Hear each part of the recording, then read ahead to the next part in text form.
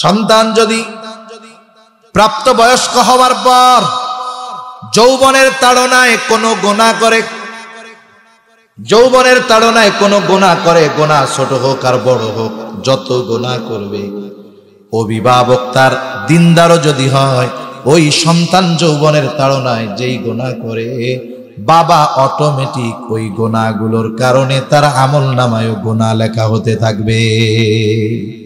বাপ মোবাইল চিনেও না, সিনেমাও কোনোদিন দেখে না। এখন ছেলে যৌবনের তাড়নায় মোবাইলে সিনেমা দেখতেছে, ও তো সিনেমা দেখে গুনাহগার হবে, আর বাপ সিনেমা না দেখেই সিনেমা দেখার গুনাহ তার আমলনামায় যোগ হবে। এজন্য অভিভাবকদের দায়িত্ব সন্তান প্রাপ্তবয়স্ক হইলে বিবাহ দিয়ে দেওয়া।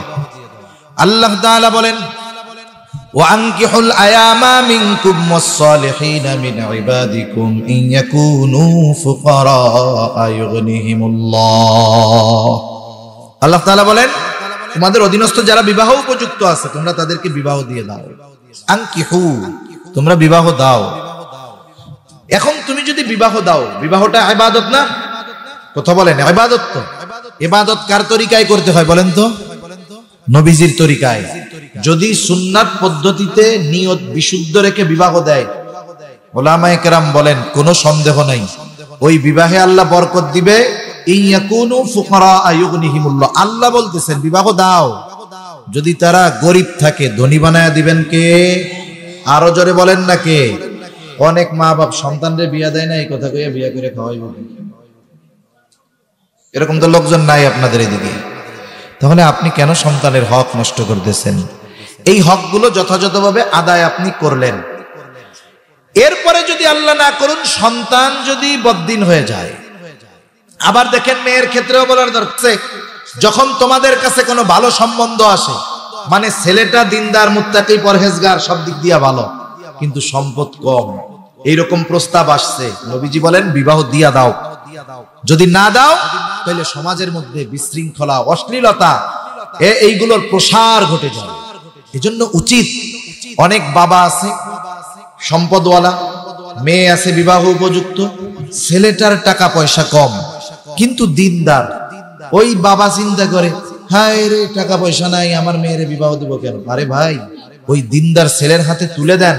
হয়তো সে অল্প উপার্জন করে, টাকা পয়সা কম, কিন্তু ওই দিনদার ছেলের ঘরে গিয়ে আপনার মেয়েটা দুনিয়ার জান্নাতের দেখা পাবে ইনশাআল্লাহ। সেজন্য আমরা অনেক সময় মেয়েদের বিবাহের ক্ষেত্রে ছেলের দিনদারিত্বের আগে জিজ্ঞাসা করি কি চাকরি করে। যদি সরকারি চাকরি করে আর যদি ঘুষ নেওয়ার সুযোগ থাকে, আর পুরি বাবা এটা সোনার হরিণ, যেমনে হোক বিবাহ দিতেই হবে।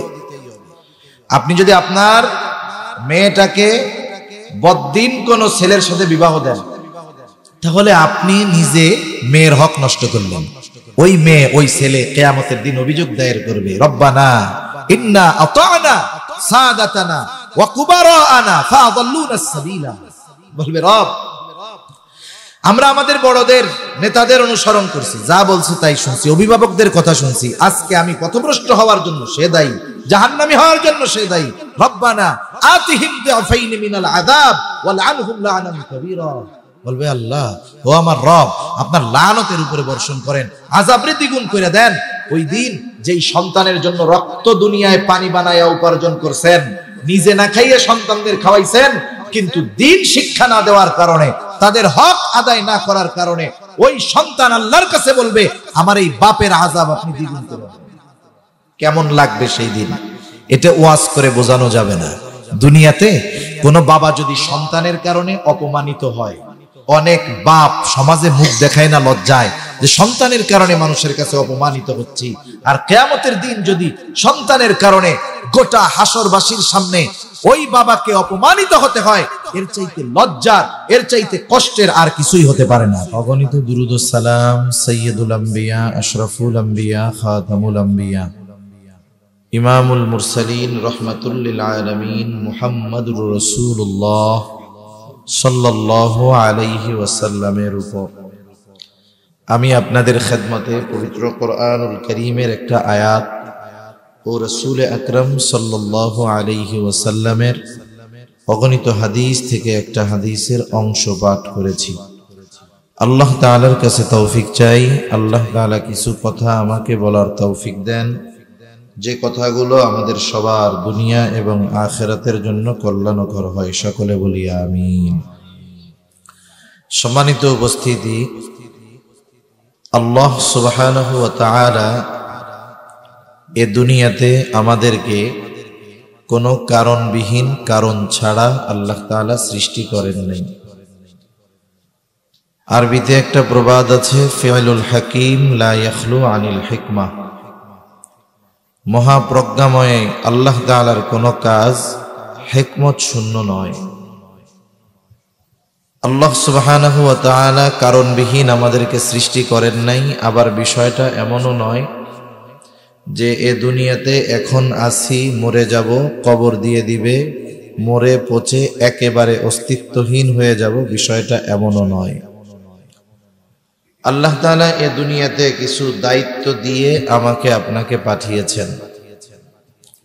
দায়িত্বগুলো, সব দায়িত্ব এক মজলিসে বলা সম্ভব নয়, এক মজলিসে বলার মতো সুযোগও নাই। সেজন্য আমরা প্রথম অবস্থায় চেষ্টা করব, উলামায়ে কেরাম যেই বয়ান করেন, আলোচনা করেন, কমপক্ষে প্রত্যেক ওয়াইজের ওয়াজ থেকে একটা বিষয় আমরা স্মরণ রাখার চেষ্টা করব। তাহলে দেখা যাবে একটা সময় আমাদের জ্ঞান ভান্ডার অনেক সমৃদ্ধ হবে এবং অনেক অজানা বিষয় আমরা জানতে পারব। আর যদি জানা বিষয় হয়, এটা আবার তাকরার হবে। বারবার আলোচনা শোনার কারণে যত শুনব তত ওই বিষয়ের উপরে আমাদের অনেক বেশি উপকার হবে, ক্লিয়ার হবে। তা অনেক কাজ আল্লাহ তাআলা, অনেক দায়িত্ব, জিম্মাদারি আমাদেরকে দিয়েছেন। জিম্মাদারির মূল বিষয় হলো আল্লাহ এবং তার রাসূলের আদেশ নিষেধ এগুলো মেনে চলা, এটা হলো মূল বিষয়। এখন যদি ওই আদেশ নিষেধ মেনে চলতে হয়, তাহলে আমাদের আদেশ নিষেধগুলো কি, এই বিষয়গুলো জানার দরকার আছে না নাই? আছে। ওই বিষয়গুলো জানার জন্য আমাদেরকে দ্বীনি জ্ঞান অর্জন করতে হয়, ইলম অর্জন করতে হয়। আর এই বিষয়টা জানা প্রত্যেক মুসলমান নরনারীর উপরে ফরজ। রাসূলুল্লাহ সাল্লাল্লাহু আলাইহি ওয়াসাল্লাম বলেন, তালাবুল ইলমি ফরিদাতুন আলা কুল্লি মুসলিম। দ্বীনি ইলম শিক্ষা করা প্রত্যেক মুসলমান নরনারীর উপরে ফরজ। সাথে সাথে অধীনস্থ যারা আছে এদেরকেও দ্বীন শেখানো, ওদের হক অভিভাবকের উপরে ওয়াজিব, জরুরি একটা বিষয়। এজন্য আল্লাহ সুবহানাহু ওয়া তাআলা এ দুনিয়াতে অধীনস্থদের কিছু হক তাদের অভিভাবকের উপরে রেখে দিয়েছেন। অনেক সময় দুনিয়ায় এমন হয় যে অনেক মা বাবা চিন্তা করে যে হক মনে হয় আমরা মা বাবা শুধু সন্তানের কাছেই পাই, সন্তান মনে হয় আমাদের কাছে কোনো হক টক পায় না। অথচ বাস্তবতা হলো মা বাবা সন্তানের কাছে হক পায় তখন সন্তান প্রাপ্তবয়স্ক বালেগ হয় যখন। আর সন্তান তার অভিভাবকের কাছে, তার পিতার কাছে হক কখন পায়? আরে হক ওই লোকটা বিবাহ করার পূর্বে অনাগত সন্তানের অন্যতম একটা হক ওই পিতার উপরে থাকে। বাপ হওয়ার আগেই সন্তানের একটা হক তার উপরে থাকে। সেজন্য অধীনস্থদের হকগুলো আদায় করার মাধ্যমে আমাদের দায়িত্ব হলো তাদেরকে জাহান্নাম থেকে বাঁচার পদ্ধতি শিক্ষা দেওয়া। এটা অধীনস্থদের হক। যেই আয়াতটা আমি আপনাদের খিদমতে তিলাওয়াত করেছি, এই আয়াতের মধ্যে আল্লাহ সুবহানাহু ওয়া তাআলা মুমিনদেরকে উদ্দেশ্য করে বলতেছেন, ইয়া আইয়ুহাল্লাযীনা আমানু কু আনফুসাকুম ওয়া আহলিকুম নারা।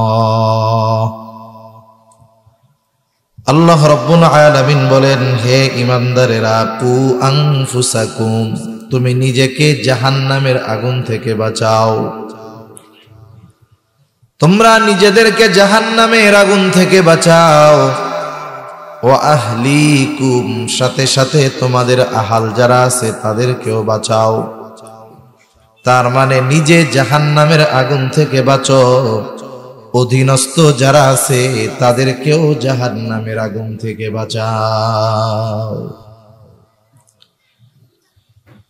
সাহাবায়ে কেরাম জিজ্ঞাসা করলেন, ইয়া রাসূলুল্লাহ, ঈমান এনেছি নেক আমল করার মাধ্যমে, গুনার থেকে বাঁচার মাধ্যমে নিজে জাহান্নাম থেকে বাঁচবো, এটা বুঝলাম, তবে অন্যদের জাহান্নাম থেকে কেমনে বাঁচাবো? বলেন তো, দুনিয়ায় একজন মানুষ অপর আরেকজন মানুষকে জাহান্নাম থেকে বাঁচানোর কোনো ক্ষমতা রাখে নাকি? আছে দুনিয়ার কোন মানুষের আরেকজনকে জাহান্নাম থেকে বাঁচানোর ক্ষমতা? নাই। কিন্তু আমাদের দেশের কিছু পীর সাহেবদের আছে। আপনাদের এলাকায় এরকম পীর মনে হয় নাই, অন্যান্য অনেক জায়গায় আছে। তারা তো এমনও বলে, আমার কাছে আসো, আমার সাথে থাকো, কিসের জাহান্নামের টেনশন, নামাজ কালাম ছাড়াই তোমারে জান্নাতে নিয়ে যাবে। আর একটু জোরে বলেন। অথচ দুনিয়ায় যদি কাউকে এই ক্ষমতা দেওয়া হতো যে তিনি যাকে চাইবেন তাকে হেদায়েত দিতে পারবেন, জাহান্নাম থেকে বাঁচায়া জান্নাতে দিতে পারবেন, এই ক্ষমতা যদি আল্লাহ তাআলা দুনিয়ার কোনো মানুষকে দিত, তাহলে কমপক্ষে একজনকে এই ক্ষমতা আল্লাহ দিতেন, তিনি হলেন মুহাম্মাদুর রাসূলুল্লাহ সাল্লাল্লাহু আলাইহি ওয়াসাল্লাম। নবীজিকেও আল্লাহ তাআলা এই ক্ষমতা দেয় নাই। রাসূলুল্লাহ সাল্লাল্লাহু আলাইহি ওয়াসাল্লামের চাচা আবু তালেব নবীজির জন্য কত কষ্ট করেছে। সিরাতের কিতাব পড়লে দেখা যায় আবু তালেব নবীজিকে এত মহব্বত করতেন, নিজের সন্তানদের চাইতে ভাতিজাকে বেশি মহব্বত করতেন। আব্দুল মুত্তালিবের মৃত্যুর পর থেকে নিয়ে আবু তালেবের নিজের মৃত্যু পর্যন্ত আমার আপনার নবীর ব্যাপারে সর্বদা সজাগ দৃষ্টি রাখতেন আবু তালেব। আবু তালেব নবীর প্রতি কেমন ছিলেন? রাসূলুল্লাহ সাল্লাল্লাহু আলাইহি ওয়াসাল্লাম 3 বছর গোপনে দাওয়াত দেওয়ার পর যখন আল্লাহ তাআলার নির্দেশ হলো, পয়গম্বর এইবার আপনি প্রকাশ্যে আপনি দাওয়াত দেন। নবীজি যখন আল্লাহ তাআলার এই নির্দেশ অনুযায়ী মক্কাবাসীর মধ্যে প্রকাশ্যে দাওয়াত দেওয়া শুরু করলো, মক্কার মুশরিক সরদারেরা, নেতারা আবু তালেবের কাছে এসে অভিযোগ দিল, আবু তালেব, আপনার ভাতিজা মুহাম্মদকে আপনি থামান, সে কি শুরু করছে? ভাইয়ের সাথে ভাইয়ের সম্পর্ক নষ্ট করে দিচ্ছে, মায়ের সাথে মেয়ের সম্পর্ক নষ্ট হয়ে যাচ্ছে, ছেলের সাথে বাবার সম্পর্ক নষ্ট হয়ে যাচ্ছে। সে মানুষদেরকে বাপ দাদার ধর্ম ছেড়ে নতুন এক ধর্মের দিকে আহ্বান করতেছে। ও আবু তালেব, আপনি যেহেতু আমাদের শ্রদ্ধার পাত্র, বয়োবৃদ্ধ একজন নেতা, আপনার কাছে আমরা জানায় গেলাম, আপনি আপনার ভাতিজাকে তার কাছ থেকে থামান। আবু তালেব আবু জেহেল উতবা সাহেবাকে কিছু বুঝায় পাঠায় দিল, নবীজিকে কিছু বললেন না। নবীজিও তার দায়িত্ব যথাযথভাবে পালন করতেছে। আবু জেহেল যখন দেখছে না মুহাম্মাদের তো কোনো পরিবর্তন নাই, তাইলে মনে হয় আবু তালেব কিছু বলে নাই। এইবার আর আবু জেহেল একা আসে নাই, আশেপাশের সব গোত্রের গোত্রপতি সর্দারদেরকে নিয়ে আবু তালেবের কাছে আসছে আবু জেহেল। আবু জেহেল এসে বলে, ও আবু তালেব, আজকে আমি একা আসি নাই, আশেপাশের সব গোত্রের সর্দারেরা আমার সাথে আপনার কাছে আসছে। আমরা আপনাকে জানায় দেই, আপনার ভাতিজা যেই কাজ করতেছে ওই কাজ থেকে যদি সে বিরত না হয়, আমরা সব গোত্র মিলে সম্মিলিতভাবে আপনার ভাতিজার বিরুদ্ধে ব্যবস্থা নিব। এইবার আবু তালেব একটু চিন্তিত হয়ে গেছে যে না জানি মুহাম্মদ কোন বিপদে পড়ে যায়। আবু তালেব চোখের মধ্যে ঘুম নাই, চিন্তা পেরেশানি, পায়চারি করতেছে আবু তালেব। গভীর রাত, নবীজি দাওয়াতি কাজ শেষ করে বাসায় ফিরলেন, বাড়িতে ফিরলেন। আবু তালেব ডাক দেয়, ও ভাতিজা মুহাম্মদ, এদিকে আসো। নবীজি চাচার ডাকে চাচার কাছে গেলেন। আবু তালেব বলে, ও মুহাম্মদ, তুমি যা করতেছো সেই বিষয় থেকে কি একটু বিরত থাকা যায় না? আমি তো তোমার ব্যাপারে বড় চিন্তিত, তোমার ব্যাপারে বড় শঙ্কিত। আজকে আমার কাছে আরবের আশেপাশের সব গোত্রের গোত্রপতিরা আসছে তোমাকে এই বিষয়টা বলার জন্য। আমি তো তোমার ব্যাপারে চিন্তিত আছি, ভীত আছি। স্বাভাবিক, আপনজন প্রিয়জনের যদি কোনো বিপদের আভাস থাকে, আভাস পাওয়া যায়, অপর আত্মীয় অপর প্রিয়জন চিন্তিত হয়, ভয় পায়, টেনশনে থাকে। অনেক সময় সন্তান একটা ভালো কাজ করবে, বলেন তো ভালো কাজ করতে গেলে এই দুনিয়ার মধ্যে বাধা আছে না নাই? যার ভালো কাজের পাওয়ার যত বেশি তার বিপদ তত বেশি। যার ভালো কাজ যত বেশি তত বিপদ বেশি। এই যে দেখেন না, ওলামায়ে কেরাম জেলখানার মধ্যে, বলেন তো চুরি কইরা জেলখানায় গেছে, দুর্নীতি কইরা বিদেশে 250 বাড়ি বানায় জেলখানায় গেছে। কেন গেছে?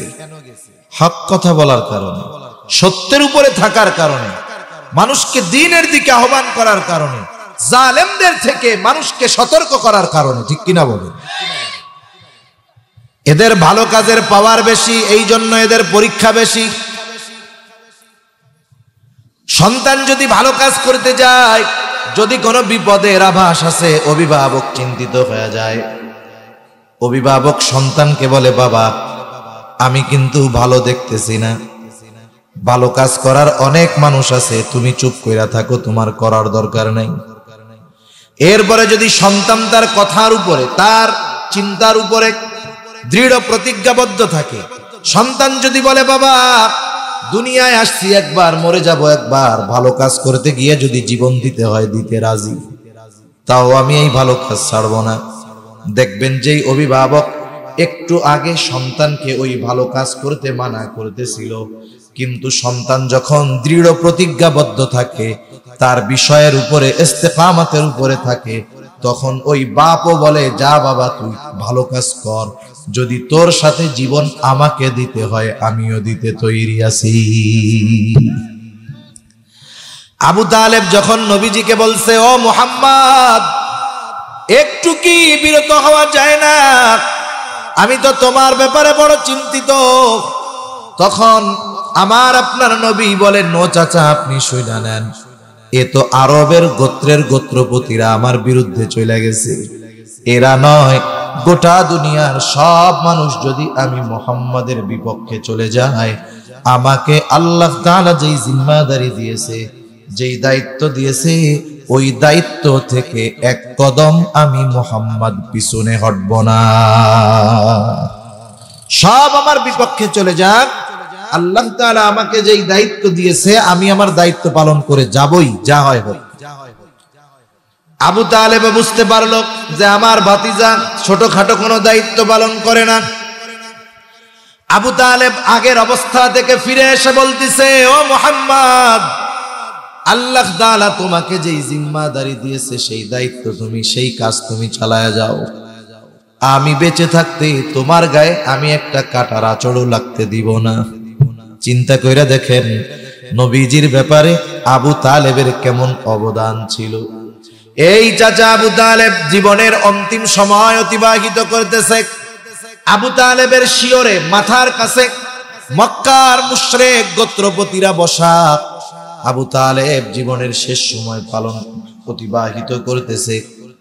চাচা এই অবস্থা ভাতিজা তো বুঝতেছে, ভাতিজা এটাও জানে আমার চাচা আমাকে যত মহব্বত করুক না কেন, আমি আমার চাচাকে যত ভালোবাসি না কেন, আমার চাচা যদি ঈমানহীন হয়ে দুনিয়া থেকে চলে যায়, তাহলে আমার চাচাকে জাহান্নাম থেকে বাঁচানোর ক্ষমতা আমার নাই। নবীজি খুব ভালো মতো জানে। নবীজি এবার চাচারে বলতেছে, চাচা আপনি শুধু বলেন লা ইলাহা ইল্লাল্লাহ, এতটুকু বলেন, বাকি বিষয়ের জন্য কিয়ামতের দিন আমি আল্লাহর কাছে আপনার জন্য সুপারিশ করব। ঐতিহাসিকেরা লিখে আবু তালেবের চেহারার মধ্যে এমন ভাব, এই বুঝি মুখ দিয়া বইলা দেয় কালিমা লা ইলাহা ইল্লাল্লাহ। আবু তালেবের মাথার কাছে বসা আবু জেহেল উতবা সাহেবা আবু তালেবের চেহারার এই অবস্থা দেখে আবু জেহেল বলে, ও আবু তালেব, মক্কার মানুষ আপনারে বড় সম্মান করে, শ্রদ্ধা করে। আপনি যদি মরার সময় বাপ দাদার ধর্ম ত্যাগ করে মুহাম্মাদের ধর্ম গ্রহণ করেন, বাপ দাদার ধর্মের মুখে যদি চুনকালি দিয়া মুহাম্মাদের ধর্ম গ্রহণ করে দুনিয়া থেকে যান, মানুষ আপনারে কাপুরুষ বলবে। এইভাবে আবু তালেবকে তারা উত্তেজিত বানায়া দিল।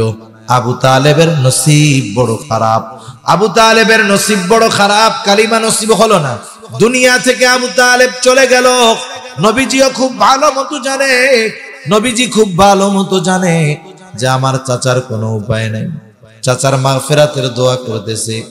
আল্লাহ তাআলার পক্ষ থেকে নির্দেশ আসলো, আপনি এই মুনাফিক মুশরিক যারা আছে এদের জন্য মাগফিরাতের দোয়া করতে পারবেন না। স্পেশাল ভাবে আবু তালেবের বিষয় নিয়ে আল্লাহ তাআলা আয়াত নাযিল করলেন, ইন্নাকা লান তাহদি মান আহবাবতা ওয়ালাকিন্নাল্লাহা ইয়াহদি মান ইয়াশা। আপনি যাকে মহব্বত করেন, ভালোবাসেন, আপনি চাইলেই তাকে হেদায়েত করতে পারবেন না, হেদায়েত দিতে পারবেন না। বরং আল্লাহ তাআলা যাকে চান আল্লাহ তাকেই হেদায়েত দেন। সুবহানাল্লাহ। তাহলে দুনিয়ার কোন মানুষ আরেকটা মানুষকে জাহান্নাম থেকে বাঁচানোর ক্ষমতা রাখেন। তাহলে আল্লাহ তাআলা বললেন, নিজে জাহান্নাম থেকে বাঁচো, অধীনস্থদেরকে বাঁচাও। তাহলে এর অর্থ কি হবে? উলামায়ে কেরাম, বুজুর্গানে দ্বীন, মুফাসসিরিনে কেরাম বলেন, এখানে উদ্দেশ্য হলো প্রত্যেকটা অভিভাবকের উপরে সন্তানদের কিছু হক আছে, অধীনস্থদের কিছু হক আছে। ওই হকগুলো আদায় করার মাধ্যমে তাদেরকে জাহান্নাম থেকে বাঁচানোর চেষ্টা করো। তুমি তোমার চেষ্টা করবা, আল্লাহ তাআলা দেখবে তুমি যথাযথভাবে চেষ্টা করেছো কিনা। তোমাকে জিজ্ঞাসা করা হবে তোমার চেষ্টার যদি কোনো ত্রুটি না থাকে তুমি বেঁচে গেলা। আর যদি চেষ্টার ত্রুটি থাকে, তোমার অধীনস্থ কেউ যদি জাহান্নামী হয়, কিয়ামতের দিন তোমার ওই অধীনস্থ ব্যক্তি তার জাহান্নামে যাওয়ার কারণ হিসাবে আল্লাহর দরবারে তোমার ব্যাপারে অভিযোগ দায়ের করবে। বলবে, আল্লাহ, আমি জাহান্নামে যাওয়ার কারণ হলো উনি আমার নামাজ পড়তে বলে নাই, আমাকে রোজা রাখতে বলে নাই, আমাকে পর্দার সাথে চলতে বলে নাই। যদি বলতো আমি তো করতাম। সেই জন্য মুসলমান ভাইরারে আমার, দুনিয়াতে অনেক মানুষ আছে ভালো আবেদ, ইবাদতের অভাব নাই, কিন্তু নিজের অধীনস্থ দ্বারা যারা আছে এদেরকে দিন শিখায় নাই। দিনের ব্যাপারে যেই হকগুলো ছিল সেগুলো তারা আদায় করে নাই। আল্লাহ না করুন, কিয়ামতের দিন হয়তো অনেক আবেদ, অনেক দুনিয়ায় সৎকর্মশীল ব্যক্তি শুধুমাত্র অধীনস্থদেরকে দিন না শেখার কারণে আসামির কাঠগড়ায় দাঁড়াতে হবে। এখন আসেন তাইলে আমরা জানি অধীনস্থদের ব্যাপারে আমাদের কি করণীয়। খলিফাতুল মুসলিমিন হযরত ওমর রাদিয়াল্লাহু তাআলা আনহুর কাছে এক লোক একদিন এসে অভিযোগ দায়ের করতেছে, ও খলিফাতুল মুসলিমিন, আমার সন্তান আমার হক আদায় করে না। হযরত ওমর রাদিয়াল্লাহু তাআলা আনহু জিজ্ঞাসা করেন, কোথায় তোমার সেই সন্তান? বলে, আনি নাই, আগামীকাল নিয়ে আমার কাছে আনবা, আবার আসবা। পরের দিন লোকটা তার সন্তান সহ খলিফাতুল মুসলিমিন ওমর রাদিয়াল্লাহু তাআলা আনহুর কাছে হাজির। হযরত ওমর রাদিয়াল্লাহু তাআলা আনহু ছেলেটাকে জিজ্ঞাসা করে, কি ব্যাপার, তুমি নাকি তোমার মা বাবার হক আদায় করো না, কারণটা কি? ছেলেটা এবার পাল্টা প্রশ্ন করতেছে, খলিফাতুল মুসলিমিন, হক কি শুধু সন্তানের কাছেই মা বাবা পায়? কোন সন্তান কি তার অভিভাবকের কাছে কোনো হক পায় না? পাল্টা প্রশ্ন করছে। ওমর রাদিয়াল্লাহু তাআলা আনহু তখন কয়েকটা হকের কথা বলছেন। এক নম্বরে তিনি বলছেন, প্রত্যেকটা সন্তান তার পিতার কাছে এক নাম্বার হক পায় হলো একজন দিনদার মা। বলেন তো, দিনদার মা আগে হয় নাকি সন্তান আগে হয়? মা আগে হয়। মুসলমান আমাকেও আগে মা হয়, এরপরে সন্তান হয়। আর যারা ওই যে ইউরোপিয়ান আছে, অমুসলিম, 3-4টা পোলাপান হওয়ার পরে বিবাহ করে। নাউজুবিল্লাহ। আগে মা হয়, তার মানে বোঝা গেল যেই ছেলেটা এখনো অবিবাহিত, বিবাহ করে নাই, আল্লাহ তাআলা সন্তান দিবেন কি দিবেন না আল্লাহ ভালো জানে। এই বিবাহের আগে তার অনাগত সন্তানের অন্যতম একটা হক তার উপরে আছে, যে সে একজন দিনদার মেয়েকে বিবাহ করে। এজন্য রাসূলুল্লাহ সাল্লাল্লাহু আলাইহি ওয়াসাল্লাম জানায়া দেন, 4 জিনিস দেখে মানুষ বিবাহ করে। 1 নাম্বার দেখে তার সৌন্দর্য, তার সম্পদ, তার বংশ। 4 নাম্বার দিন। নবীজি বলেন ফাযফার বিযাতিদ দ্বীন, দিনকে প্রাধান্য দাও। সম্পদ আছে, চেহারা সুন্দর, বংশ ভালো, দিন নাই, ওইটারে বাদ দাও। আর এখনকার সময় হইল, আরে চেহারা সুন্দর আছে, অসুবিধা কি? টাকা পয়সা নাই, অসুবিধা নেই। বংশ নাই, অসুবিধা নেই। দিনদারিত্ব নাই, অসুবিধা নেই। চেহারাটা তো সুন্দর, সুন্দর চেহারার দিকে আকৃষ্ট হয়, কিন্তু দিনদারিত্বকে প্রাধান্য দেওয়া দরকার। ওই যে 3 জিনিস যদি না থাকে, দিনদারিত্ব যদি থাকে, বিবাহ যদি হয়ে যায়, একটু সবর করো, ধৈর্য ধরো, হয়তো আল্লাহ তাআলা ওই দিনদার ওই মেয়ের গর্ভে এমন এক সন্তান আল্লাহ দান করবে, যেই সন্তান পিতা মাতার চক্ষু শীতলকরণের কারণ হবে।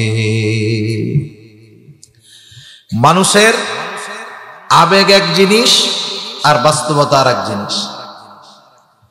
বিবাহ শাদীর আগে মানুষ চেহারাটারে বেশি প্রাধান্য দেয়, চেহারার সৌন্দর্যকে বেশি প্রাধান্য দেয়, আর বিবাহের পরে চারিত্রিক সৌন্দর্যকে বেশি প্রাধান্য দেয়। অথচ বিবাহের আগে চারিত্রিক সৌন্দর্যের ব্যাপারে খোঁজ খবর নেওয়ার দরকার ছিল। এই সময় এটা আর খোঁজে না, এই সময় শুধু চেহারা দেখে, টাকা পয়সা দেখে। আর যদি লন্ডন যাওয়া যায় তাই তো আর কোনো কথাই নেই। তাইলে যা ভাই হোক, লন্ডনে গেলেই তো হইল, ইংল্যান্ডে চলে গেলাম, টাকা পয়সার মালিক হয়ে গেলাম। এখন বলেন তো, বিবাহের মাকসাদ যদি এইগুলোই হয়, বিবাহের মাকসাদ যদি ইউরোপ প্রবাসী হওয়ার ইচ্ছা হয়, বিবাহের মাকসাদ যদি টাকা পয়সাওয়ালা হওয়ার ইচ্ছা হয়, তাহলে এই বিবাহের মধ্যে রহমত, এই বিবাহের মধ্যে বরকত আসবে কোথা থেকে? এজন্য যেই সমস্ত বিবাহ অনুষ্ঠানে বদ্দিনী কর্মকাণ্ড হয়, ওই অনুষ্ঠানে ওই অভিভাবক, ওই মা বাবা সন্তান দুনিয়ায় আসার আগেই সন্তানের হক নষ্ট করে। এজন্য বিবাহ একটা ইবাদত। এই বিবাহ হবে সুন্নাত তরিকায়। কি তরিকায় বলেন না? সুন্নাত পদ্ধতি। গোটা দেশের মধ্যে সবচাইতে বিবাহে ব্যয় হয় চট্টগ্রাম জেলা আর সিলেট জেলার মধ্যে। সবচাইতে ব্যয়বহুল বিবাহ হয়, এত অপচয় হয়, কোটি কোটি টাকার কাবিন লেখা হয়, এরপরেও দেখি কোটি টাকার কাবিন লেখেও সংসার টিকাইতে পারে না। আছে না নাই? আবার কত মুরব্বী আছে দেখেন, খোঁজ নেন, বিবাহ করছে, কাবিন নামায় অল্প কয়েক টাকা, অথচ যুগ যুগ পার হয়ে গেছে। বয়স যত বাড়ে, বুড়া বুড়ির মধ্যে মোহাব্বত আর ভালোবাসা তত বাড়ে। ঠিক কিনা বলেন? আর এখন আগের থেকেই বাপ চিন্তা করে যে 50 লাখ যদি কাবিন লেখানো যায়, কোন সময় যদি সাইডাও দেয়, মামলা টামলা করে 1 কোটি আদায় করা যাবে। নিয়তি খারাপ, তাহলে এখানে রহমত, বরকত, শান্তি আসবে কোথার থেকে? এজন্য শীতকালীন শুধু যে ওয়াজ মাহফিল হয় তা না, শীতকালে বিয়ে শাদীও বেশি হয়, ঠিক না? এজন্য আমরা চেষ্টা করব উলামায়ে কেরামের পরামর্শে স্বল্প খরচে বিবাহ করতে, আল্লাহ বরকত দিবেন। নবীজি সাল্লাল্লাহু আলাইহি ওয়াসাল্লাম বলেন, ইন্না আ'যামান নিকাহি বারাকা আইসারুহা মাউনা, যেই বিবাহে খরচ যত কম, সেই বিবাহে বরকত তত বেশি। সুবহানাল্লাহ। তাহলে সন্তানের 1 নাম্বার হক হলো দিনদার মা। যেই পিতা বিবাহের ক্ষেত্রে দিনদারিত্বকে প্রাধান্য দেয় নাই, সেই পিতা সন্তানের হক নষ্ট করেছে সন্তান দুনিয়ায় আসার আগে। এরপরে সন্তান যখন মায়ের গর্ভে আসবে, মায়ের জন্য কিছু করণীয় বিষয় আছে। কারণ আধুনিক চিকিৎসা বিজ্ঞান বলে, সন্তান যখন কোনো মায়ের গর্ভে আসে, ওই মার আচার আচরণ, কথাবার্তা, সব কিছুর প্রভাব ওই গর্ভের সন্তানের উপরে পড়ে। গত বছর সম্ভবত একজন বিজ্ঞানীর একটা গবেষণা দেখলাম, মা যখন তার পছন্দের সুস্বাদু কোনো খাবার খায়, মায়ের গর্ভে ওই সন্তান ওই সুস্বাদু খাবারের বহির্প্রকাশ ঘটায় তার হাসির মাধ্যমে। আবার যখন অপছন্দের কোনো খাবার খায় সন্তান ও মায়ের গর্ভে বিরক্ত হয়। শুধু তাই না, চিকিৎসা বিজ্ঞান বলে কোন গর্ভবতী মা যদি তার সন্তানকে ভালো গায়ক বানাইতে চায়, আমেরিকার ডাক্তার একজন গবেষণা করে বলতেছে কোন মা যদি চায় সন্তান ভালো গায়ক হবে, তাহলে সে নিজে গান শুনবে, গান গাইবে। কেউ যদি চায় তার সন্তান অভিনেতা হবে, সে নিজে অভিনয় করবে, যার অভিনয় পছন্দ তারটা দেখবে। এখন বলেন তো, মা যদি গান শুনে, এই গানের প্রভাব যদি সন্তানের উপরে পড়ে, মা যদি টেলিভিশন দেখে, এই দেখার প্রভাব যদি সন্তানের উপরে পড়ে, মা যদি কোরআন পড়ে, এই কোরআন তিলাওয়াতের প্রভাব সন্তানের উপর পড়বে কি পড়বে না? মা যদি বেশি বেশি দুরূদ শরীফ পড়ে, বলেন তো এই দুরূদ শরীফের প্রভাব সন্তানের উপরে পড়বে কি পড়বে না? কিন্তু আফসোস, আধুনিক জামানা, এখন চিন্তা করে সন্তান গর্ভে আসছে, 8-9 মাস ঘরে থাকতে হবে, স্বামীকে বলে বড় মোবাইল কিনা দাও, টেলিভিশন লাগায় দাও, ডিশের লাইট লাগায় দাও, নাইলে এত সময় কেমনে কাটাবো? এই যে সন্তান গর্ভে রেখে মা যেই কাজগুলো করে, তার পূর্ণ প্রভাব ওই সন্তানের উপরে পড়ে। সেজন্য গর্ভবতী মা বোন যারা আছে, ওই সময় সব ইবাদত তো আর কঠিন না। বেশি নফল নামাজ পড়তে কষ্ট হয় বুঝলাম, ফরজ ওয়াজিব সুন্নাতে মুআক্কাদা ঠিক রেখে জবানের ইবাদত তো করা যায়, জিকির করা যায়, কোরআন তিলাওয়াত করা যায়, তাসবিহ তাহলিল পড়া যায়, ইস্তিগফার বেশি বেশি পড়া যায়, যতটুকু সূরা মুখস্থ আছে এগুলো পড়া যায়। এভাবে যদি সে তার সময় কাটায়, ওই ইবাদতের পূর্ণ প্রভাব গর্ভের সন্তানের উপর পড়ে। সুবহানাল্লাহ। এরপরে সন্তান যখন দুনিয়ায় ভূমিষ্ঠ হবে, দুনিয়ায় ভূমিষ্ঠ হবার পর সন্তান ছেলে হোক আর মেয়ে হোক, ডান কানে আজান, বাম কানে ইকামতের শব্দগুলো পৌঁছায়া দিতে হবে। আফসোস, এখনো অনেক মানুষ জানে না। ছেলে হয় এক জায়গায়, মেয়ে হয় এক জায়গায়, ফোন দেয় আর এক জায়গায়, আজান দেয় আর এক জায়গায়। মনে করেন এক জায়গায় একজনের একটা ছেলে হয়েছে, ছেলের বাপ আছে লন্ডন, ফোন দিছে, ফোন দিতে তো আর টাইম লাগে না, ফোন দিছে, কি খবর? বলে আনন্দের সংবাদ, আলহামদুলিল্লাহ, আল্লাহ তাআলা আমাদের একটা ছেলে দিচ্ছে। বেটা লন্ডন থেকে তো খুশি। এখন ছেলে যখন হয়েছে রাত বাজে 3টা, লন্ডন থেকে সে আবার মসজিদের মুয়াজ্জিনরে ফোন দিছে। মসজিদের ইমাম মুয়াজ্জিনরে মধ্যরাতে ফোন দেয় মানুষ কি জন্য? দাওয়াত খাওয়ানোর লেগে। কেউ যদি মরে ওই সময় ফোন দেয় যে তাড়াতাড়ি আসো, মরছে, লাশটা তাড়াতাড়ি বাইর করো। এখন মুয়াজ্জিনরে ফোন দেওয়ার সাথে সাথে মুয়াজ্জিন ফোন ধরে কই, ভাই মরছে কেডা? মুয়াজ্জিন কইব মরছে কেডা?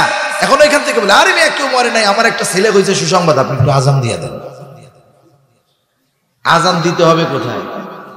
বাচ্চার ডান কানে আজান, বাম কানে ইকামত। এখন মনে করেন ওখানে কোনো পুরুষ নাই, নারীরাই আস্তে আস্তে ডান কানে আজানের শব্দগুলো, বাম কানে ইকামতের শব্দগুলো পৌঁছায় দেয়। এটা হলো কাজ। অথচ আজান দেওয়ায় আর এক জায়গায় জোরে জোরে। এর দ্বারা ফজিলতটা কি দেখেন? বাচ্চা মায়ের গর্ভে ছিল, ওইখানে ছিল হালমে বতন, মায়ের পেটের মধ্যে নতুন এক জগতে ছিল।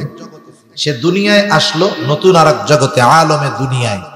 এই দুনিয়ায় পদার্পণের পর দুনিয়ার কোন শব্দ তার কানে যাওয়ার আগে আল্লাহর বড়ত্বের খবর, বড়ত্বের আওয়াজ তার কানের মধ্যে পৌঁছায় দেওয়া হবে। সেজন্য সন্তানের অন্যতম হক ডান কানে আজান, বাম কানে ইকামতের শব্দগুলো।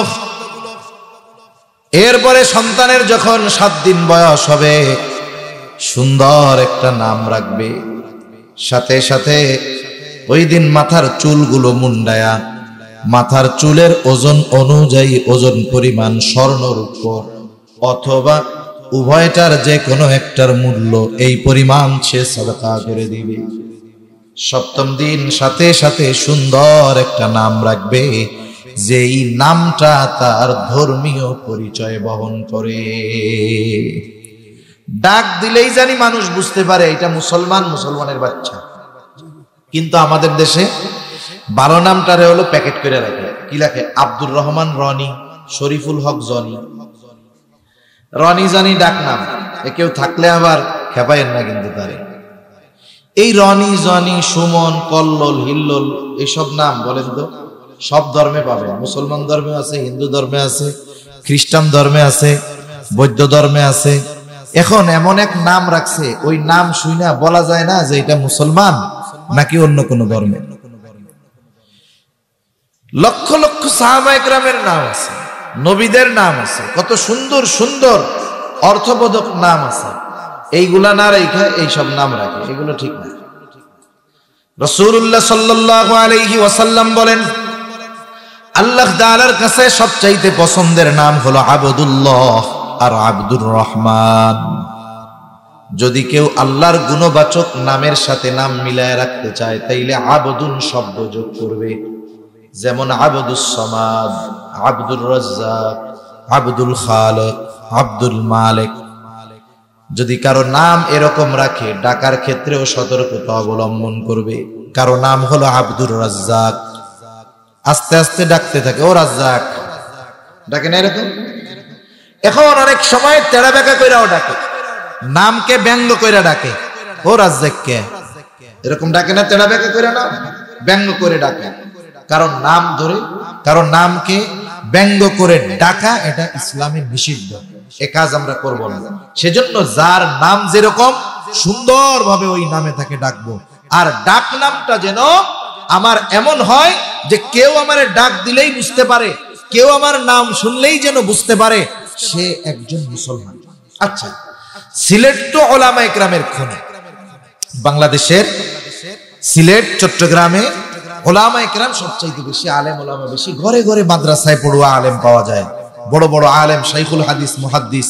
আপনি কোন আলেমের নাম এরকম দেখছেন যে ওর আলেমের নামের লাস্টে ডাক নাম রনি, জনি, সুমন, কল্লোল, হিল্লোল, দোল্লোল, এরকম কোন নাম আছে?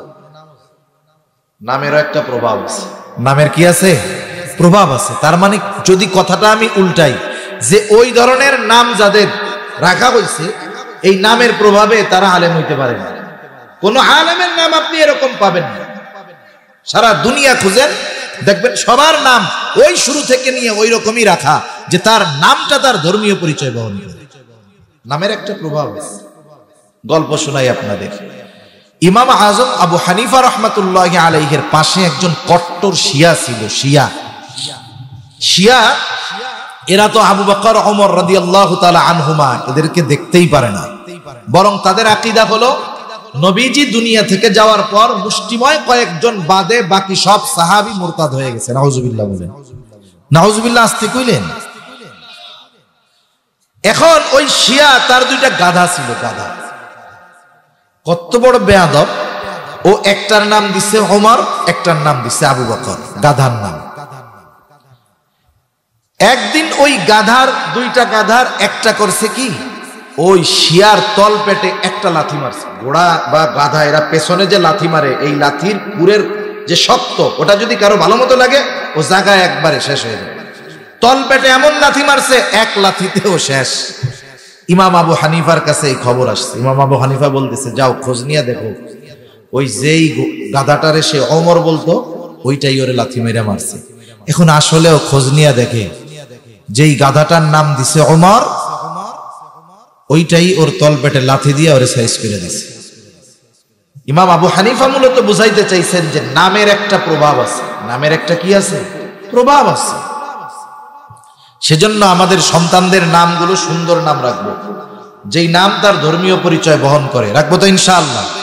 আমরা কি করি, ভালো নামটারে লুকায় রাখি, আর ওই ডাক নাম যেটা ওইটাকে আমরা রাখি এমন নাম যা মুসলমানের নাম হইতে পারে না। এজন্য আমরা ডাক নামটা বেশি ভালো রাখবো, যেন ডাকলেই বোঝা যায় মুসলমান। সাথে সাথে যদি সামর্থ্য থাকে, সপ্তম দিন মেয়ে হলে একটা, ছেলে হলে দুইটা ছাগল দিয়ে আকিকা দিয়ে দিব। না পারলে 14 দিন, না পারলে 21তম দিন। ছেলে হইছে দুইটা দিয়ে সামর্থ্য নাই, একটা দিয়ে দিব, কোনো অসুবিধা নাই। একটা জিনিস মনে রাখতে হবে, আমলের ক্ষেত্রে সুযোগ থাকলে সুন্নাহকে আগে প্রাধান্য দিব। সুন্নাত হইল সপ্তম দিন, 14তম দিন, 21তম দিন। এখন লোকটার সামর্থ্য নাই, সে কি চুরি কইরা আইনা এই আকিকা দিবে? এটা তার দরকার আছে? এটা দরকার নেই। এখন যদি সে বিলম্ব হয় পরে দিল, কিন্তু অনেক মানুষ আছে সামর্থ্য আছে, এরপরেও চিন্তা করে যায় কোরবানির সাথে দিয়া দিবেন, দেয় না। কোরবানির সাথে আকিকা দেওয়া এটা জায়েজ, তবে সুন্নাত কাজ হইল না। আমার যদি সুন্নাতটা করার সুযোগ থাকে আমি কেন জায়েজের দিকে যাব? কথা বোঝা গেছে? তাহলে আকিকা দিব, এটা সন্তানের অন্যতম হক।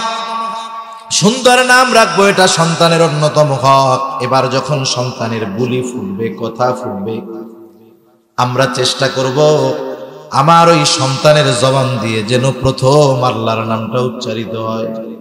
সেই জন্য কাজ কি? সেই জন্য কাজ হলো সন্তান যখন দুনিয়ায় ভূমিষ্ঠ হবে, ওই সন্তানকে গান শোনায়া, হাট্টিমাটিম শোনায়া দুধ খাওয়ানো যাবে না, দুধ পান করানো যাবে না।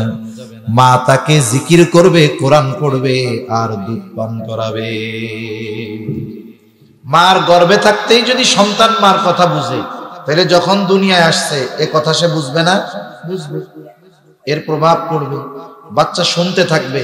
এক সময় দেখবেন যখন বুলি ফুটে, সে অনেক দোয়া নিজে নিজে পড়তে শুনাইতেছে আপনারে, আপনি টেরও পান নাই কোন সময় সে মুখস্থ করে ফেলছে। এজন্য বাচ্চাদের সামনে আমরা কোরআন তিলাওয়াত করব। মা যখন বাচ্চারে দুধ পান করাবে, দুরূদ শরীফ পড়তে পড়তে দুধ পান করাবে। যে সূরা মুখস্থ আছে ছোটখাটো সূরাগুলো, এগুলো পড়ে পড়ে দুধ পান করাবে। তাহলে এই প্রভাবটা বাচ্চার মধ্যে পড়বে। দেখেন যখন ছোট বাচ্চা আস্তে আস্তে বুলি ফোটে, ইচ্ছা কইরা না, এমনি একটা শব্দ বাইর হইছে মুখ দিয়া বাচ্চার, মা। কি বের হইছে? মা। মার মতো শোনা গেছে না? দেখবেন ওই মা সবার কাছে বলে, আমার পোলা আজকে আমারে মা কইয়া ডাকছে, আমার ছেলে আজকে আমারে মা কইয়া ডাকছে। যদি ছেলের সন্তান দিয়ে মুখ দিয়ে কোনো আওয়াজ বের হয় আব্বার মতো, তাহলে দেখবেন আব্বা খুশির ঠেলায় বলে, আমার ছেলে আজকে আমারে আব্বা কইয়া ডাকা শুরু করছে। ও মিয়া, একটু চিন্তা করেন, ওই বাচ্চার মুখে যখন আপনি মা আওয়াজ শুনলেন, আপনার কলিজা জুড়ায় গেছে। আপনি আব্বা আওয়াজ শুনছেন, আপনার কলিজা জুড়ায় গেছে। ওই বাচ্চার মুখ দিয়ে যদি আপনি ওরে আল্লাহর ডাক, আল্লাহর নামে ডাকা শেখান, ও যদি আল্লাহরে ডাক দেয়, আল্লাহ খুশি হবে কি হবে না? হবে। এজন্য আমরা ছোটদেরকে অনেক সময় দেখি বিভিন্ন কবিতা পয়ড়া পয়ড়া ঠান্ডা বানায়, তো কান্না করতেছে, কবিতা বইলা বইলা দোলনায় দোলায়। আপনি এই কাজ কেন করবে? আল্লাহ তাআলা কত কিছু শিখায় দিচ্ছে, এটার দ্বারা আপনি তাকে শান্ত বানান, ঠান্ডা বানান।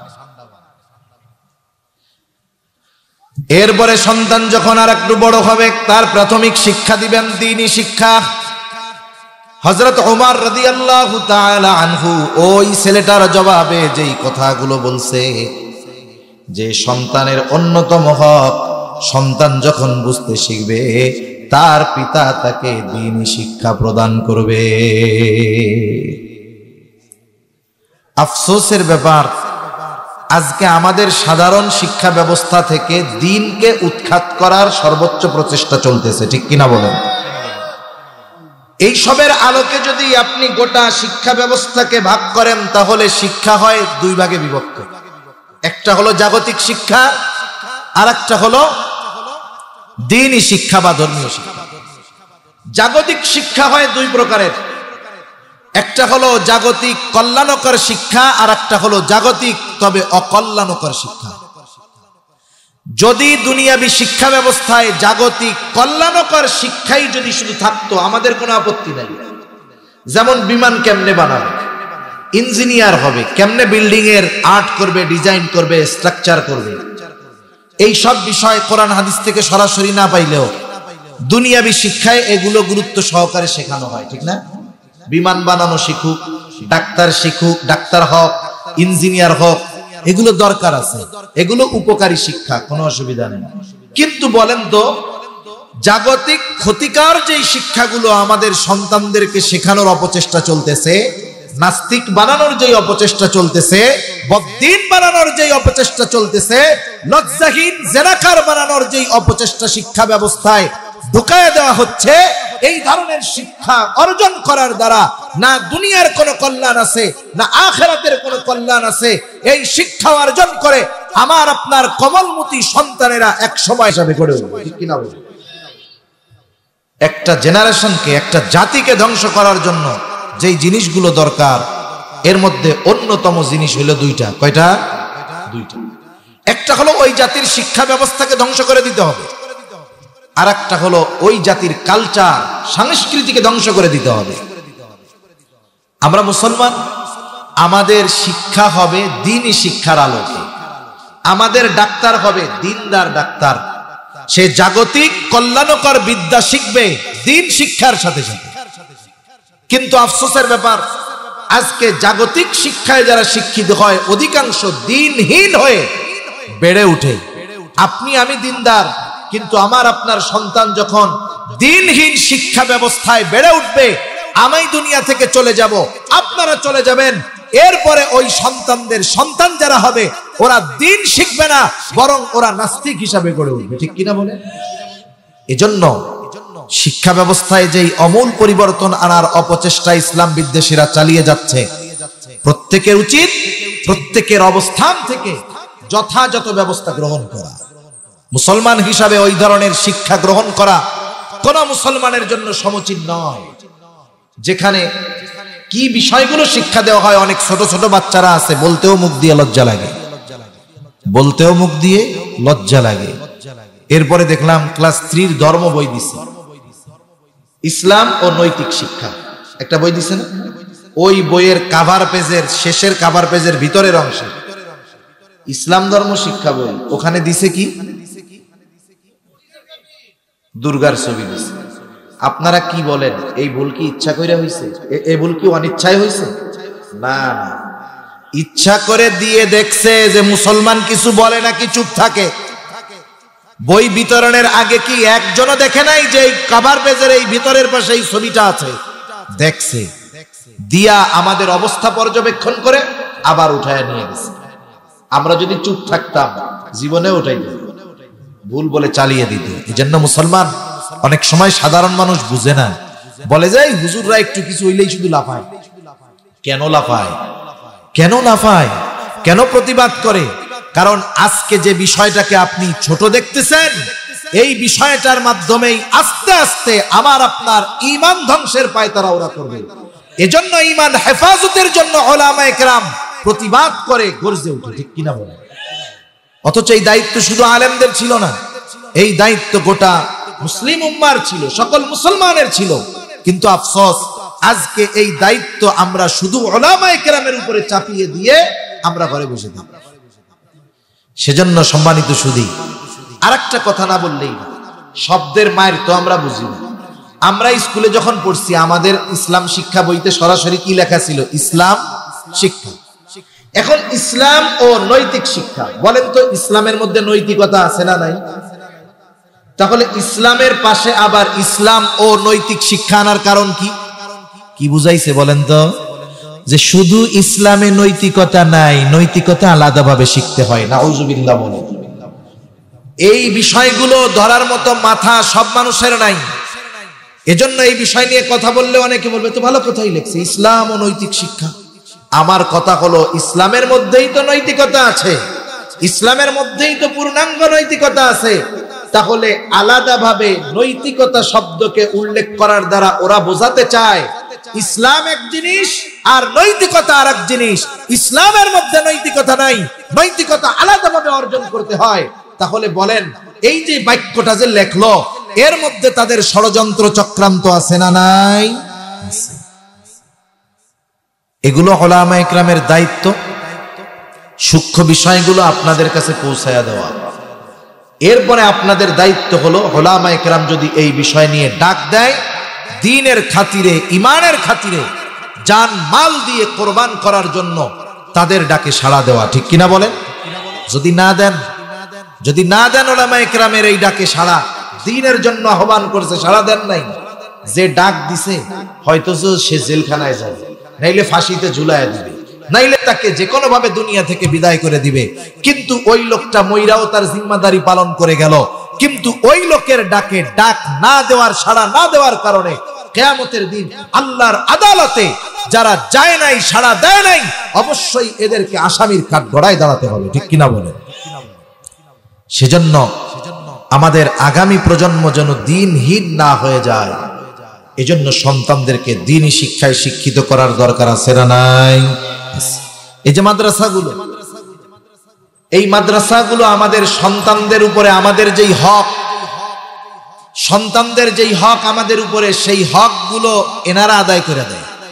দ্বীন শিক্ষা দেওয়া তো আমার দায়িত্ব ছিল, অথচ এই মাদ্রাসাগুলো সেই দায়িত্ব পালন করতেছে। এরপরেও যদি কারো মন চায় না আমার ছেলেটারে আমি ডাক্তার ইঞ্জিনিয়ার বানাবো, অনুরোধ থাকবে আপনাদের কাছে, এখন অনেক ইসলামিক স্কুল আছে, নুরানি মাদ্রাসা আছে, এরকম একেবারে 1 থেকে নিয়ে ক্লাস 8 পর্যন্ত একেবারে দ্বীনি তত্ত্বাবধানে তাদেরকে শিক্ষাদান করা হয়েছে। নুরানি মাদ্রাসাগুলোই একটা ছেলে যখন 3-4 বছর পড়ে কোরআনুল কারীমের প্রায় 2 পারার মতো মুখস্থ হয়ে যায়, গোটা কোরআন সহি শুদ্ধভাবে সে পড়তে পারে, দ্বীনের উপরে চলার জন্য যা কিছু দরকার সব তার আয়ত্তে চলে আসে এবং সে আরেকজনকে শেখানোর মতো যোগ্যতা অর্জন করে। আপনি আপনার ছেলেটারে ক্লাস 4-5 পর্যন্ত এই দ্বীন শিক্ষায় শিক্ষিত করেন, এরপরে আপনি তারে ডাক্তার ইঞ্জিনিয়ার বানানোর জন্য দেন, তাতে ফলাফল কি হবে? এই কচি কোমলমতি শিশুটার প্রাথমিক শিক্ষা দ্বীনি শিক্ষা হওয়ার কারণে ওই বদ্দীনি শিক্ষার প্রভাব তার উপরে আশা করি পড়বে না, ঠিক কিনা বলেন? আচ্ছা বলেন তো, আপনাদের এলাকায় আগে আমরা দেখছি মানুষ কিন্তু মাটির পাতিলে রান্না করতো, দেখছেন? মাটির পাত্রে খাইতো। এই মাটির তৈজসপত্র যারা বানায় আপনাদের এলাকায় তাদের কি বলে? কুমার বলে। কুমার। দেখবেন কুমারের কিন্তু অনেক মেশিন টেশিন থাকতো না, বড় একটা চাকা থাকতো। এইবার সে মাটিটাকে ভালো মতো প্রসেস করে নরম বানায়া ওই চাকার উপরে মাটির চাকটা রাখতো, এরপরে চাকাটারে ঘুরাইতো হাত দিয়া। ওই সময় মোটর টটর কিছুই ছিল না। এইবার ও ঘুরাইতো আর ওই মাটিটাকে হাতের নৈপুণ্যতার মাধ্যমে কোনো মাটিরে বানাইতো গ্লাস, কোনোটা দিয়া বানাইতো জগ, কোনোটা দিয়া বানাইতো প্লেট, কোনোটা দিয়া বানাইতো পাতিলা। কত সুন্দর সুন্দর জিনিস সে বানাইতে পারতো। কেন পারতো বলেন তো? তার যোগ্যতা ছিল কি ছিল না? ছিল। যতই যোগ্যতা থাক, মাটিটা যদি একটু শক্ত হইতো যোগ্যতা কাজে লাগতো? কাজে লাগতো না। এখন ওই কুমার মনে করেন একটা পাতিল বানাইছে, পাতিল বানানোর পরে ওইটারে রোদ্রে শুকাইছে, এখন ওইটারে পুড়ায় ফেলছে, এখন মজবুত হয়ে গেছে না? বলেন তো, ওই পাতিলটাকে দুনিয়ার কোন মানুষ আছে যে ওই পোড়ানো পাতিলটাকে গ্লাস বানায় ফেলবে? পারবে? ভাঙা ফেলতে পারবে, তবে পাতিল থেকে পরিবর্তন করতে পারবে না। আপনার আমার সন্তানের দ্বীনি শিক্ষা যদি তার ভিত্তিমূলক শিক্ষা হয়, ওই শিক্ষার উপরে যদি সে বড় হয়ে উঠে, ও যেই পরিবেশেই যাক না কেন, জন্য আপনারা ওয়াদাবদ্ধ হন যে আমাদের সন্তানদের প্রাথমিক শিক্ষা আমরা দ্বীনি শিক্ষা শিক্ষিত করব, মাদ্রাসায় দিব, এরপরে যা করার করব। যেমন ওই বাচ্চারা যখন ক্লাস 5 পর্যন্ত পড়বে, ও ওই পোড়া পাতিলের মতো হয়ে যাবে। ওই পাতিল আর কখনো জগ হবে না, গ্লাস হবে না, পাতিলকে ভেঙে ফেলা যাবে, তবু পাতিলকে অন্য কিছু বানানো যাবে না। ক্লাস 5 পর্যন্ত যদি সে মাদ্রাসায় পড়ে, নুরানি মাদ্রাসায় পড়ে, দ্বীনের ব্যাপারে সে এতটা পরিপক্ক হবে, ওকে মেরে ফেলা যাবে তবু বানানো যাবে না, ঠিক কিনা বলেন? এ দায়িত্ব যদি আপনি পালন না করেন, একেবারে শিশু থেকে কিন্ডার গার্ডেনে হাট্টিমা টিম টিম তারা মাঠে পাড়ে ডিম, এগুলা শিখতে দিয়া দেন, আল্লাহ না করুন ওই সন্তান যদি দ্বীনহীন হয়, আল্লাহ না করুন, আর ও যদি জাহান্নামী হয়, আর আপনি যদি জামানার শ্রেষ্ঠ আল্লাহর ওলিও হন, সন্তানের হক নষ্ট করার কারণে কিয়ামতের দিন ওই সন্তান আপনার বিরুদ্ধে আল্লাহর আদালতে অভিযোগ দায়ের করবে।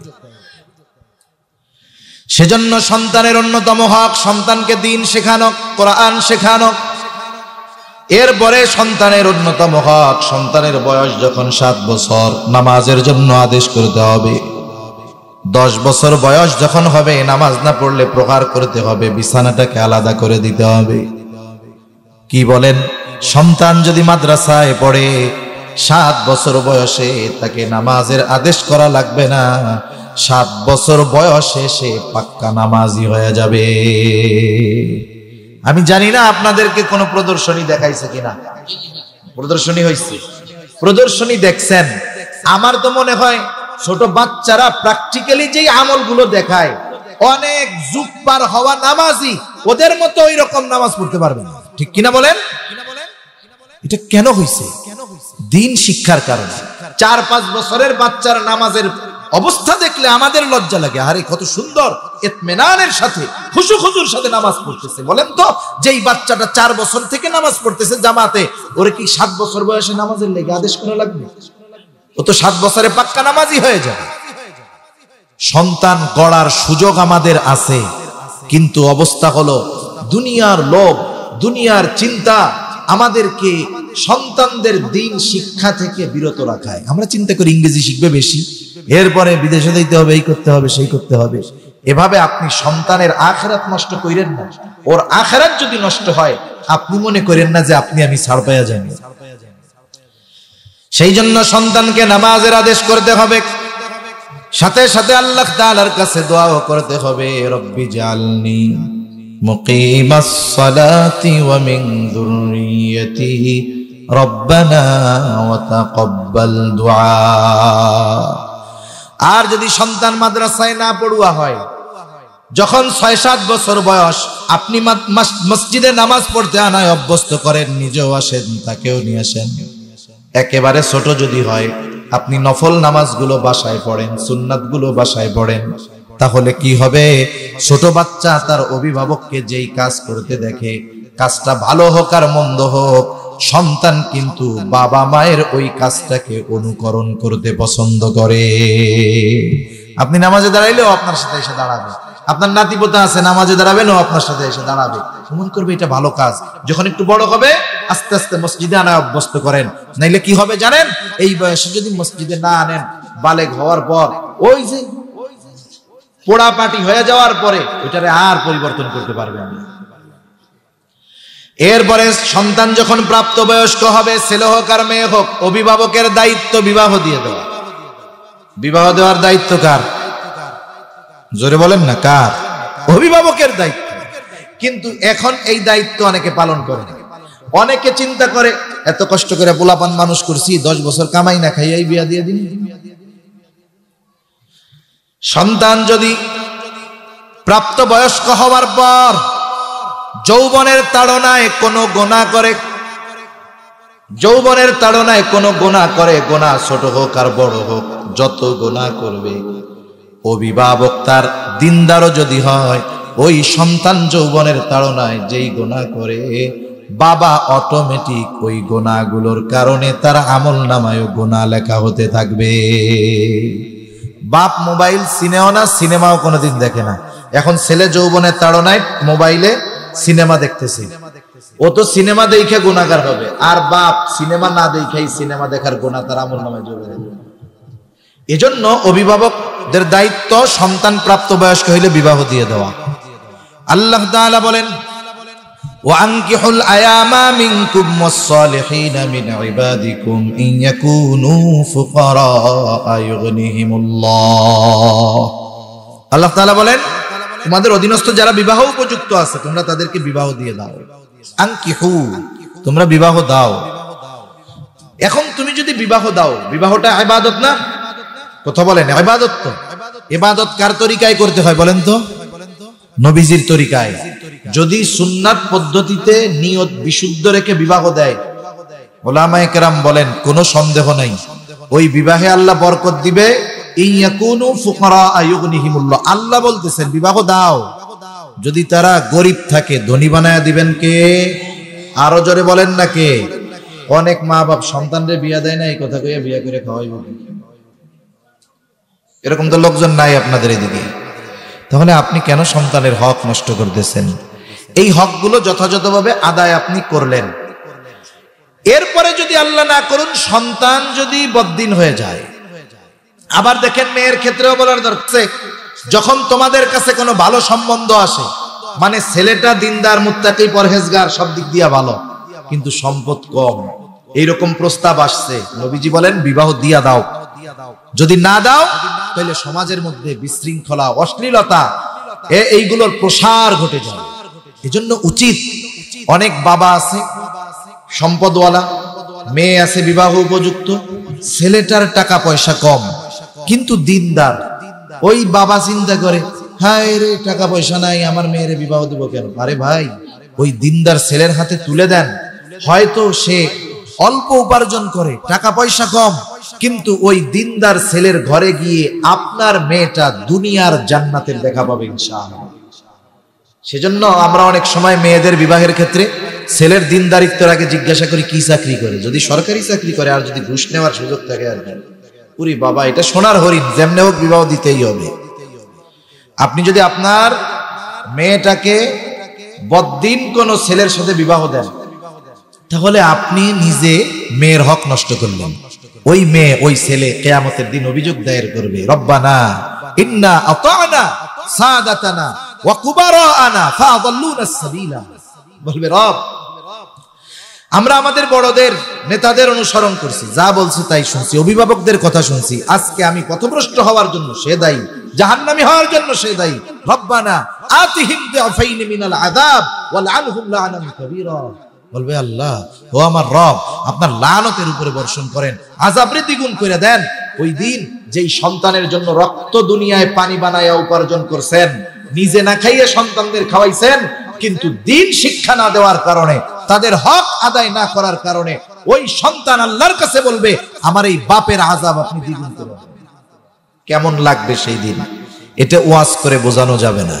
দুনিয়াতে কোনো বাবা যদি সন্তানের কারণে অপমানিত হয়, অনেক বাপ সমাজে মুখ দেখায় না লজ্জায় যে সন্তানের কারণে মানুষের কাছে অপমানিত হচ্ছি, আর কিয়ামতের দিন যদি সন্তানের কারণে গোটা হাসরবাসীর সামনে ওই বাবাকে অপমানিত হতে হয়, এর চাইতে লজ্জার, এর চাইতে কষ্টের আর কিছুই হতে পারে না। ঠিক কিনা বলেন?